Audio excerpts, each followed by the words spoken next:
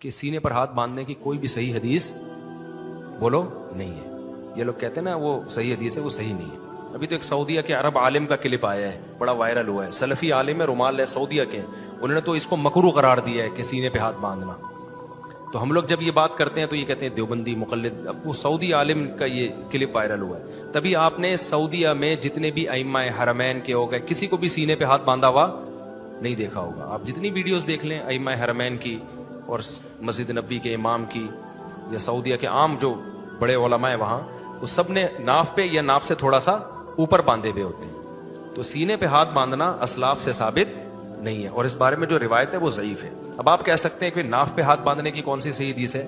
اس بارے میں حقیقت یہ ہے کہ ہاتھ باندھنا تو حدیث سے ثابت ہے، صحیح حدیث سے. دائیں ہاتھ بائیں ہاتھ پہ رکھنا بھی ثابت ہے.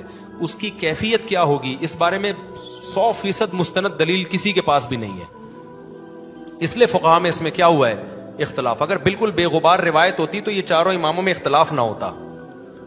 تو اس لیے ایسے موقع پہ یہی ہے کہ آپ کو جو طریقہ اسلاف سے آپ کے پاس پہنچا آپ اس کو فالو کریں. کوئی دوسرے کو فالو کر رہے ہیں تو اس کو آپ برا نہ کہیں.